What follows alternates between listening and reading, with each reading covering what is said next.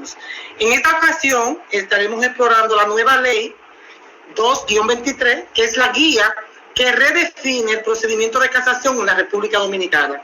Estaremos navegando a través de los antecedentes que llevaron a la promulgación de esta importante ley. Observaremos algunas de las novedades que introduce y nos vamos a sumergir en el capítulo 4, donde se encuentran las secciones que son el núcleo mismo del proceso de casación y sin duda han transformado el panorama legal. Sin más preámbulos, daré inicio con los antecedentes. La ley 3726 del año 1953 regulaba el proceso de casación. Esta ley fue modificada en el año 1978 por la ley 846 y en el año 2008 la ley 491 modificó los artículos 5, 12 y 20 de la ley 3726 del 53. Y es en el artículo 5, inciso C, que se estableció una cuantía de 200 salarios mínimos como requisito para admitir el recurso de casación. En este sentido, el Tribunal Constitucional, en su fallo PC 489 del año 2015, declaró que esta cuantía era irracional y contraria a lo que establece la Constitución en su artículo 40, numeral 15, que establece que solo puede ordenar lo que es justo y útil para la comunidad y no puede prohibir más que lo que le perjudica. De igual forma, aquí con este fallo, el tribunal reconoció que el recurso de casación está revestido de una naturaleza excepcional y enfatizó sobre la importancia de considerar el interés casacional como criterio para la admisión de recurso de casación. A la vez, el Tribunal Constitucional exhortó en esta sentencia, exhortó al Congreso Nacional que votara una ley que permitiera a la Suprema Corte de Justicia apreciar los puntos que estaba señalando. Y es aquí donde a inicios del año 2023 que se promulgó la ley 2-23 para regular el procedimiento de casación, y este contempla las sugerencias que realizó el Tribunal Constitucional. Esta ley establece en el artículo 94 la derogación de las leyes anteriores y modifica, denme un minutito que se me fue el dedo, y modifica los artículos 640 y 641 de la ley 1692 que establece el Código Laboral. La Suprema Corte de Justicia, actuando como Corte de Casación, es la que tiene la facultad de censurar las decisiones no conformes con las reglas del derecho. Esta atribución, como Corte de Casación, la podemos verificar que se la otorga la Constitución Dominicana del 2015 en el artículo 154, numeral 2, que establece como atribución de la Suprema Corte de Justicia el conocer de los recursos de casación de conformidad con la ley. Así también queda establecido en la misma ley 223 en su primer considerando. De forma rápida voy a mencionar algunas de las novedades que introduce la ley. Está que establece un esquema de recursos donde las sentencias pueden ser impugnadas, son definidas por materias específicas, un determinado monto o la incidencia que la sentencia tenga en el interés casacional. Uno de los cambios más significativos es que el procedimiento no es detenido por la inactividad de las partes, la celebración de audiencias se restringe a casos excepcionales, y la decisión sobre si se va a realizar una audiencia o no está a discreción de la Corte. Se establece un procedimiento particular para casos que llegan a las salas reunidas de la Corte de Casación. Se fija plazos para que la Corte emita sus fallos. La ley elimina el efecto suspensivo del recurso, salvo en algunos casos que la misma ley lo especifica. El análisis estructural de la ley vemos que cuenta con 9 considerando 7 capítulos divididos en secciones y 95 artículos. Estaré enfocada, como dije al inicio, en el capítulo 4 del procedimiento de casación. Este capítulo está compuesto por 10 secciones y abarca desde el artículo 10 hasta el artículo 78. Voy a desarrollar en esta presentación solo las 3 primeras secciones porque es bastante larga la ley. La sección 1 trata sobre la admisibilidad del recurso y establece que el recurso de casación solo puede ser presentado contra decisiones finales sobre el fondo de un caso, ya sea emitidas en única o en última instancia. En el caso de sentencias interlocutorias sobre incidentes, solo procede si ponen fin al proceso o lo suspende o lo archiva. Si no es así, deben ser recurridas junto con la decisión de lo principal. El recurso también procede si la solución del recurso presenta un interés casacional, entendiendo que el interés casacional es un requisito de admisibilidad cuyo objetivo es el asegurar la unidad del derecho y consolidar la jurisprudencia. El interés casacional puede surgir si la sentencia contradice la jurisprudencia, o sea, cuando la sentencia contradice decisiones previas que ha tomado la Corte de Casación. También si la sentencia resuelve asuntos sobre los cuales hay decisiones contradictorias entre los tribunales o de segunda instancia o entre las diferentes salas de la misma Corte de Casación. O si la sentencia que aplica leyes sobre las cuales no existe jurisprudencia de la Corte de Casación, pero se considera que la creación de la misma es importante. En este artículo también establece en el párrafo 1 que en asuntos laborales y de embargo de bienes inmuebles se aplican las reglas que están especificadas en el Código Laboral, Código de Procedimiento Civil y las leyes especiales para poder determinar su admisibilidad. En el párrafo 2 establece que el recurso de casación es admisible en cualquier materia cuando la sentencia declara la inconstitucionalidad de una norma. Pero la Corte de Casación solo la va a revisar si no hay algunos asuntos principales que puedan ser objeto de casación. El artículo 11 trata sobre la improcedencia y establece situaciones en las cuales no se permite interponer la casación, señalando que no se puede presentar un recurso de casación contra las sentencias preparatorias o aquellas que ordenan medidas de instrucción, conservatorias, cautelares o provisionales. Sin embargo, se puede recurrir en casación conjuntamente con la sentencia definitiva. No se permite contra sentencias emitidas durante un proceso de embargo de bienes raíces, a menos de que se trate de irregularidades que afecten el procedimiento antes o después del depósito del pliego de condiciones. En caso de demanda que busca principalmente obtener condenas pecuniarias, si la cantidad en disputa no supera los 50 salarios mínimos del sector privado, no se acepta. En asuntos laborales, que ya lo dijimos anteriormente, pero aquí vuelve y lo repite, se aplica lo que establece el Código de Trabajo.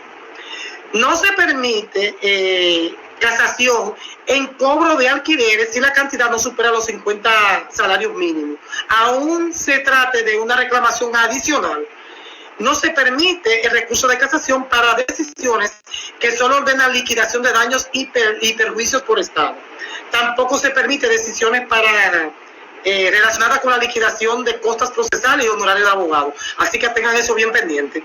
El párrafo final agrega que si los problemas en una sentencia se pueden corregir presentando una solicitud al tribunal que la emitió, el recurso de casación solo se puede utilizar contra la sentencia que corrige el vicio, dando cumplimiento claramente de admisibilidad. Vamos a pasar a la sección 2. Estamos llegando a la parte más interesante.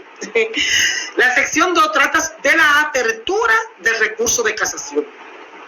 En el artículo 12 establece que solo puede basarse en la existencia de una infracción o una errónea aplicación de la norma jurídica, ya sea del fondo o en la forma. Aquí es importante conocer que los errores de derecho que no impacten en la resolución o no afecten lo que es la parte dispositiva de la sentencia, o sea, esas partes que resulten irrelevantes para la decisión final son descartados, esos errores son descartados. En el artículo 3 se establece que se puede alegar contradicción de sentencia cuando se ha intentado de forma previa y sin éxito oponer la autoridad de la cosa juzgada ante los tribunales de primera instancia. Este artículo 13 contiene 4 párrafos que establecen la forma en que la contradicción de sentencia puede ser alegada, pero no las trae para esta presentación. Ahora vamos a pasar a la parte más interesante, presten mucha atención, que es la sección 3. porque esta trata del procedimiento en sí.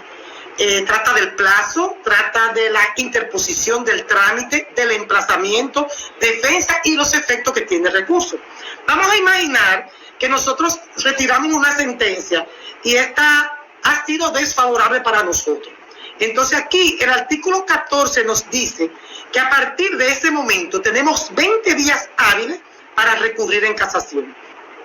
Este plazo es aplicable a menos que la ley disponga un plazo distinto, como por ejemplo el caso del referé y el embargo inmobiliario, que el plazo es de 10 días hábiles. Este artículo en su párrafo establece que el plazo siempre será computado en días hábiles y aumenta según la distancia. En ese sentido, encontramos que en la misma ley, en el artículo 80, ratifica que los plazos son computados en días hábiles. Y es en el artículo 81 que define los días hábiles como los días laborables de la Suprema Corte de Justicia. ¿Ok? En el párrafo del artículo 79 establece que estos plazos son perentorios e improrrogables. Esto significa que los límites de tiempo establecidos por la ley son absolutos y no se pueden extender bajo ninguna circunstancia. Debemos cumplir con estos plazos de manera estricta, ya que no hay margen de demoras o prórrogas. En el artículo 82 establece que el plazo inicia a partir del día hábil que le sigue a la notificación de la sentencia. O sea, yo retiré hoy mi sentencia, a partir de mañana, si es día hábil, claro, día de trabajo, entonces a partir de mañana empieza a correr el plazo. Más adelante lo voy a decir, pero lo voy a decir ahora también. Inmediatamente yo retire la sentencia, mañana empieza a correr el plazo, tanto para mí como para la otra parte. En caso de sentencias en defecto, el plazo se comienza a contar desde el día en que vence el plazo para la oposición y no es necesario de realizar una nueva notificación. Aquí es importante tener claro y pendiente, como le dije ahora mismo, que a partir de la notificación de la sentencia impugnada, inicia el plazo para ambas partes. El artículo 15 nos indica quiénes pueden recurrir en casación. Y establece que pueden recurrir en casación las partes interesadas que participaron de alguna manera en el juicio. Esto incluye a las personas o entidades, ya sea demandante o demandado. También puede recurrir en casación al Ministerio Público, si ha intervenido en el caso, ya sea como parte principal o como parte secundaria en asuntos que afecten al orden público. El Procurador General Administrativo en casos relacionados con lo contencioso administrativo o lo contencioso tributario. El abogado del Estado en los casos que su intervención sea necesaria según las leyes aplicables. Es importante destacar que si no se apeló la sentencia de primera instancia ni se adhirió a la apelación interpuesta por la otra parte, no se puede recurrir en casación si la decisión confirma de forma total la decisión de la primera instancia. En el artículo 16 establece que para recurrir en casación debemos presentar un documento legal llamado memorial de casación, mismo que debemos motivar, explicar, fundamentar debidamente y debe estar firmado por un abogado, lo que significa que solo un abogado puede presentar un recurso de casación. Se deben mencionar las normas legales que se considera que están siendo violadas, se deben incluir conclusiones, argumentos principales del recurso, debe ser presentado ante la Secretaría General de la Suprema Corte de Justicia dentro del plazo establecido. El artículo 17 establece que no se admiten medios nuevos, solo se permiten argumentos basados en derecho. Esto significa que puedes discutir aspectos legales sin introducir nueva evidencia de la que está la sentencia. Se pueden mencionar argumentos o pruebas que surgen directamente de la sentencia que estás impugnando. Por ejemplo, si la sentencia contiene información relevante que no hayas considerado antes. También se puede mencionar argumentos relacionados con la Constitución, aunque sean nuevos, no importa. Si es constitucional, eso va en todos lados. El artículo 18 establece que el memorial de casación debe contener información del recurrente, o sea, nombre, apellido, dirección, de su documento de identidad. También debe incluir información sobre los abogados que está presentando el recurso, su nombre, apellido, documento de identidad, así como la indicación de su domicilio profesional. Esta parte, en varios artículos de la ley, lo repiten. El domicilio profesional que debe estar situado de forma permanente o de modo accidental en la ciudad de Santo Domingo de Guzmán, Distrito Nacional. Debe describir claramente la sentencia que se está impugnando, indicando su número, fecha y el tribunal que la emitió. Debe explicar las razones por las cuales se está presentando el recurso de casación, junto con lo que se espera lograr con este recurso. Debe tener la fecha en que se redactó el documento, la firma del abogado, que ya lo mencionamos en el artículo 17, del abogado que lo presenta. Debe contener la información del recurrido, o sea, los nombres, apellido, domicilio, documento de identidad, cédula o registro mercantil. Debe incluir una copia auténtica de la sentencia que se está impugnando, junto con cualquier otro documento que respalde la solicitud de casación. El depósito de estos documentos se debe hacer bajo inventario. El artículo 19 establece que el recurrente, luego de depositar el memorial de casación ante la Secretaría General de la Suprema Corte de Justicia, tiene un plazo máximo de 5 días hábiles para notificar a través de un acto de emplazamiento a todas las partes que estuvieron involucradas. Se puede notificar el acto de emplazamiento a la misma persona a quien se emplaza, ya sea en el domicilio real o en la dirección que indicó en el acto de notificación de la sentencia original. El acto de emplazamiento debe incluir una copia del memorial de casación y del inventario de los documentos que se depositaron junto con él. Esto es importante para que todas las partes que tengan involucrado tengan conocimiento de los argumentos y documentos presentados en el recurso de casación. En el artículo 20 establece que el acto de emplazamiento debe indicar el lugar específico donde se está realizando la notificación, el nombre de la localidad, provincia o distrito nacional, debe especificar la fecha completa en que se está haciendo la notificación, debe incluir información que indique al recurrente y su dirección. Se debe mencionar quién será el abogado que representará al recurrente, y este abogado debe estar ubicado en la ciudad de Santo Domingo de Guzmán, Distrito Nacional. Se debe nombrar al alguacil que realizará la notificación y mencionar el tribunal donde éste trabaja. Debe identificar claramente la parte recurrida y mencionar el lugar donde se notifica. Debe especificar el nombre de la persona a la que se le entrega la copia del acto de emplazamiento. Debe incluir una invitación a la parte emplazada para que comparezca ante la Corte de Casación dentro de los siguientes 10 días hábiles después de recibir el acto de emplazamiento. Importante saber que este acto de emplazamiento, cualquiera de las partes tiene que dentro de 5 días hábiles notificarlo ante la Secretaría, depositarlo a la Secretaría General de la Suprema Corte de Justicia.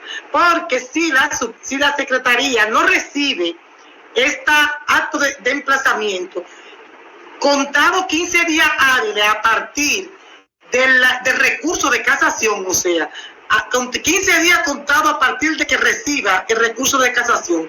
Si el acto de emplazamiento no le llega por ninguna de las dos vías, resulta que puede declarar la caducidad del recurso, ya sea de oficio o a pedimento de la parte. De oficio es que ella sola puede decidir, si no le llegó el acto de emplazamiento, pues declarar su caducidad. A partir de la recepción del acto de emplazamiento, ahora vamos con el recurrido. El recurrido debe presentar un memorial de defensa en un plazo máximo de 10 días hábiles, según el artículo 21.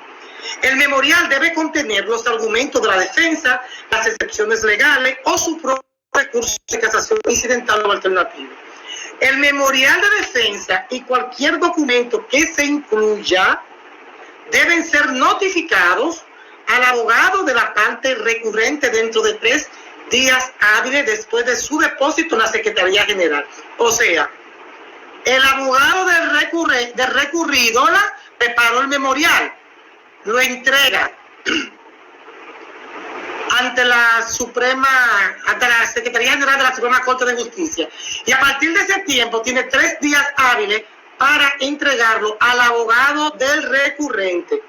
Si la parte recurrida no cumple con estos plazos y no presenta el memorial de defensa, se considera en defecto en el proceso, y esto puede afectar su posición en el caso. Pero si la notificación del memorial se hace antes de que se emita la decisión final, no se va a considerar en defecto. Importante saber que una vez que se ha depositado el memorial de defensa, el proceso no puede interrumpirse y la Corte de Casación procederá con el trámite y el fallo del recurso. Entonces, en el artículo 22 dice, luego de que todo este proceso se haya culminado, ¿verdad? Entonces, las dos partes tienen 5 días hábiles, un plazo común de 5 días hábiles para ampliar los argumentos que presentaron en todos sus escritos, tanto en el memorial de casación como en el memorial de defensa y eso. Tienen 5 días. Entonces, en el artículo 23 establece que el domicilio procesal, esto es una parte, de ahí va a volar y volví para atrás y lo puse en la presentación. Es muy importante conocer lo que la ley dice sobre el domicilio procesal. Dice que debe ser especificado en los memoriales de forma clara y que su ubicación debe de estar, y lo dije desde el principio, en la ciudad de Santo Domingo de Guzmán, Distrito Nacional. Esto es para poder asegurar que la Corte de Casación y las partes se puedan comunicar de una manera efectiva. Entonces, en caso, dice, de que necesiten modificar el domicilio, se puede hacer, pero a través de una notificación por acto de alguacil. Y es importante saber, esta es la parte más escabrosa, que si el domicilio no está indicado de forma clara en los recursos de casación, es rechazado, no va a ser aceptado. Entonces, el artículo 26 establece que una vez el secretario general de la Suprema Corte, me voy a quedar el secretario general, recibe recurso de casación, debe en 3 días hábiles, en ciertos casos, porque hay casos que no, de notificar al Procurador General de la República. Aunque no es necesario que el procurador emita un dictamen, lo puede hacer antes del fallo. Pero en caso de orden de interés público, el procurador tiene un plazo de 10 días hábiles contado a partir de la notificación del recurso. Pero si este no lo presenta, pues esto no impide, que este es uno de los avances de la ley, no impide que el proceso continúe. O sea, la Corte va a seguir procesando el expediente y va a fallar. El artículo 28 establece un plazo de 3 días hábiles a partir de que el expediente se complete o vencidos los plazos para que el secretario general de la Suprema Corte de Justicia envíe el expediente completo al presidente de la sala que va a conocer el caso. El artículo 29 establece que el recurso de casación será conocido en Cámara de Consejo. Esto es otro avance. ¿Ok? Esto significa que los jueces de la Corte van a revisar los documentos y los argumentos presentados y van a tomar su decisión sin necesidad de una audiencia. Pero en caso de que ellos decidan convocar una audiencia, ellos pueden hacerlo si consideran que esto va a ayudarlo a entender mejor el caso. Y si las partes no comparecen, pues la Corte puede seguir el proceso y emitir su fallo. El artículo 27 establece que la presentación de un recurso de casación, eso lo hablamos muy bien la semana pasada, no suspende de forma automática la ejecución de una sentencia, pero hay algunos casos que sí se mantiene la ejecución de la sentencia. Esto significa que en la mayoría de los casos la ejecución de la sentencia no se suspenderá automáticamente cuando se interponga el recurso. Pero esta misma ley establece en el párrafo 2, o sea, crea la posibilidad de solicitar la suspensión provisional de la ejecución de la sentencia y establece que este procedimiento debe ser trazado mediante una resolución que emita la Suprema Corte de Justicia. Y efectivamente, dando cumplimiento a esto, en febrero de este año, del 2023, se emitió la resolución 62-2023 y brindando a las partes una herramienta adicional para poder proteger sus intereses durante la tramitación del recurso. Bueno, hasta aquí la presentación del capítulo 4 de las 3 secciones. Pero le voy a dar una ñapita nada más, de lo que establece la sección 4 sobre los fallos. En el artículo 30 se establece que a partir de que la sala recibe el expediente completo, se considera que está en estado de ser fallado, a menos que se decida obviamente celebrar una audiencia, en cuyo caso se va a considerar listo a partir de que se haya realizado la audiencia. El artículo 32 establece los plazos para fallar. En algunos casos, como son asuntos de familia, inmobiliario, laboral, tiene un plazo de 2 meses para ser fallado, y en otros casos que no son especificados, o sea, la mayoría de los casos, tienen un plazo de 6 meses. Entonces, ahora sí, si te gustó el contenido, dale, por favor, sígueme en mi canal Derecho